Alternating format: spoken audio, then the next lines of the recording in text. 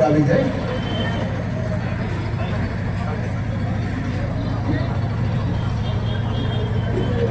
આજની આ જાહેર સભાની અંદર આપણી વચ્ચે ઉપસ્થિત આપણા સૌના લોક લાડીલા ઉમેદવાર અને એક નાની વયના ખંતીલો યુવાન એવો આપણો ભાઈ જેપીભાઈ, આમ આદમી પાર્ટીના પ્રદેશ પ્રમુખ અને અમારા સન્માનીય એવા ઈસુદાનભાઈ ગઢવી, આ વિસ્તારના સિંહ, પૂર્વ સાંસદ, પૂર્વ ધારાસભ્ય અને આ બધા બિરુદો આપવું એની કરતાં વધુ મને ગર્વ થાય કે આહિર સમાજ એટલે અમારું મામાનું ઘર, એવા મારા મામા વિક્રમ મામા, કારણ કે રાનો વંશજ છું, ચુડાસમાનો દીકરો છું અને આહિરને હારે તો અમારે રા નવગણ અને ભગવાન કૃષ્ણ વખતના સંબંધો છે।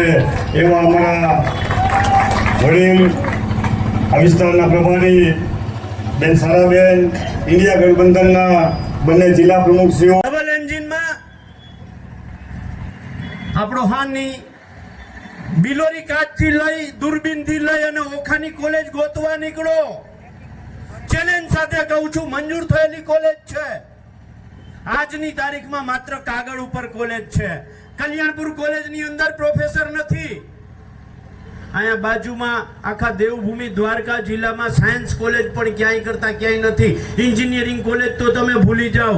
2013માં દ્વારકા જિલ્લો મંજૂર થયો। 75% સ્ટાફની ઘટ છે, 75%। આપણે જ્યારે પણ ખેડૂતોમાંથી આવે ત્યારે કાં તો સર્વર ડાઉન હોય, કાં તો ક્લાર્ક બાર હોય, આપણે ધક્કા જ થાય। જમીન માપણી, પાક વીમો, કેટલાય મુદ્દાઓ છે। સાંજ સુધી ચર્ચા કરી શકીએ। ડબલ એન્જિનની સરકારે ના કરેલા કામોની આપણે કરી શકીએ એમ છીએ, પણ આપણે કાયમી ક્યાંક ને ક્યાંક ગામડે ભેગા થઈને ચર્ચા કરતા હોઈએ, વાત કરતા હોઈએ। પણ આજે આપણી વચ્ચે ઈશુદાનભાઈ, વિક્રમભાઈ, બીજા નંબરમાં કહું તો એક નાનકડું સ્લોગન મેં બનાવ્યું છે, એનું તમે પાલન કરજો।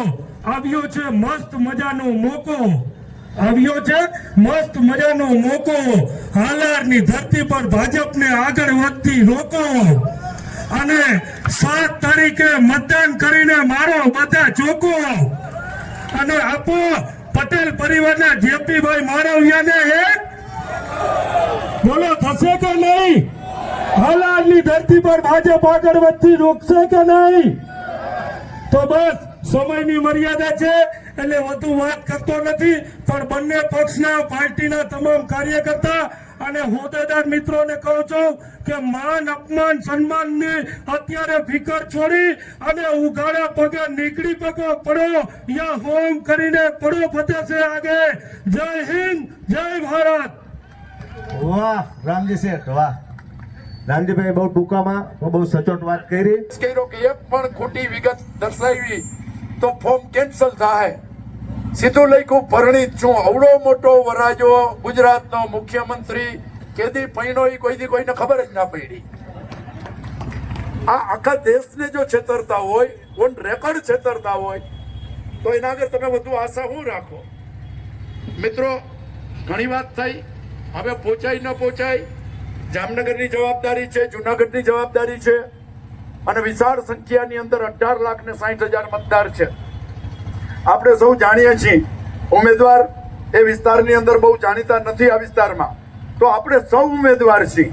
આપણી સૌની ફરજ છે મતદાનને દિવસે સૌ પોતપોતાની રીતે, કોઈ લલચાવે, કોઈ ધમકાવે, હા લલચાવે અને કોઈને માલ જોતો હોય, કોઈને કંપનીમાં કોન્ટ્રાક્ટ જોતા હોય। મારું તો કાંડાના કોણી આખી જિંદગી સત્તામાં રહ્યો, એટલો 10 વર્ષ ધારાસભ્ય, 10 વર્ષ સંસદ સભ્ય, મેં કોઈ કંપની વાળાને અંદર કોઈને નોકરીએ ન રખાયો, કોઈને ફંડ ન અપાયું, કોઈનું કામ ન કર્યું અને દરેક ચૂંટણી લડતો ત્યારે ખુલ્લું કહેતો કે ભાઈ હું તમને કંપનીમાં ક્યાંય મદદ કરી શકીશ નહીં, કોઈને નોકરી અપાવી શકીશ નહીં। મત દેવો હોય તો સમજીને દેજો, સાચા મુદ્દા લઈને આવો તો લડીશ કરો એની સામે। અને એ મેં આખી જિંદગી કર્યું એટલે કંપનીનો માની તો હોયથી ન થયો અને વારો આવ્યો તો કંપનીએ આપણે બધાને ખબર છે હું કરી નાખ્યું અને એને મુબારક, એને હક છે। લોકશાહીની અંદર બધાને હક છે। મને હરાવ્યો એમાં હું કોઈનો વાક ન કાઢું, હું કોઈ એના ભેગો નથી રહ્યો તો એ મને હરાવે એમાં કોઈ નવું નથી, પણ મહેરબાની કરીને જો આ ઉમેદવારને હરાવશો તો ઉમેદવાર તો ઘરે જઈને હકીઓ થઈ જાય, પણ તમારો ભાવ પૂછનાર કોઈ નહીં હોય. આજે દેવભૂમિ દ્વારકાની અંદર એક પણ સત્તાની અંદર બેઠેલો વિરોધ પક્ષનો ધારાસભ્ય કે કોઈ નથી. અમે હતા સંકલનની દર મહિને મીટિંગ થાય, એ મીટિંગની અંદર જેટલા પ્રશ્ન પૂછીએ એનો લેખિતમાં જવાબ દેવો પડે. કે જિલ્લામાં પડતા નહીં, વેપારીઓએ ડરવાની જરૂર નથી. કોઈ પણ વેપારીને ધમકી મારે, મને પર્સનલમાં મેસેજ નખાવી દેશો, એ અધિકારી બીજે દિવસે તમારા ઘરે પગે પડતો હશે, કારણ કે મારી પાસે બધાની દવા છે, બરોબર ને? એટલે અને મને સત્તા પણ ભગવાન ઈશ્વરે કૃપા કરી છે, કારણ કે મારી પાસે મોટા લોકોની પણ કુંડળીઓ છે. ભલે એ લોકો મારું કાંઈ બગાડી એટલા માટે નથી શકતા કે હું બીજા જ દિવસે કહું કે આના ઉપર પ્રેસ કરી સીડીને લઈને, એટલે પેલા કે હા કરી દેશે વાંધો. એટલે ચિંતા કરવાની જરૂર નથી, એમને મેદાનમાં નથી, પણ એક એક કામને લઈને મત આપવાનો છે.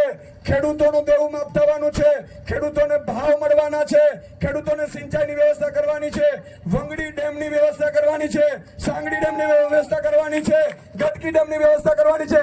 અને આ સાંસદશ્રીની જવાબદારી છે, એકવાર છૂટાવો 15 દિવસ પછી હું એમને લઈને આવીશ ને કરાવીશું આપણે કામ. અને નવયુવાન છે એટલે થાકશે નહીં. જેપીભાઈને મેં જયારે વાત કરી ત્યારે મેં એક જ કીધું કે જો લડવૈયો જોઈએ તો કે ઈશુદાનભાઈ, મારી ખાતરી આપું છું તમને કે હું પ્રજાની વચ્ચે 5 વર્ષ રહીશ અને પ્રજાના કામો. મિત્રો 26 સાંસદો ગયા આપણા અહીંથી, કેટલી મોટી ભૂલ કરી દીધી. 700 ખેડૂતો મર્યા.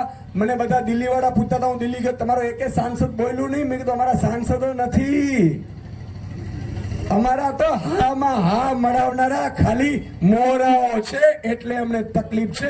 મોહરાઓને મોકલતા નહીં તો પસ્તાવાનો વારો આવશે. અને છેલ્લે મારી એક વિનંતી, એક વ્યક્તિ જવાબદારી લે. એક મત 20 મત નખાવશે એક વ્યક્તિ. બોલો નખાવશો? હાથ ઊંચો કરી નાખો. આ મીડિયા વાળા બધા હાથ ઊંચો રાખો. બોલો મત 20 અપાવશો? પોતાનું ગામ સંભાળશો, પોતાનું બૂથ સંભાળશો, પોતાનો વોટ સંભાળશો. અને છેલ્લે જય ભવાની, ભાજપ જવાની, હું નારો આપીશ, જય ભવાની, જય ભવાની, જય ભવાની. શહેરી વર્ગ આખા ગુજરાતને મારી વિનંતી, ભાજપ વાળા કોઈના નથી ત્યાં તમારા નહીં થાય. આ વખતે એકવાર ફરીને મહેરબાની કરી દો, તમારા આજીવન ઋણી રહેશું. અને તમને ભાજપે નહીં આપ્યું હોય એનાથી 1000 ગણો જો વધારે 5 વર્ષમાં નહીં આપે તો ઈશુદાન ગઢવી નામ બદલી રાખીશ. જય માતાજી, જય હિન્દ, જય ભારત.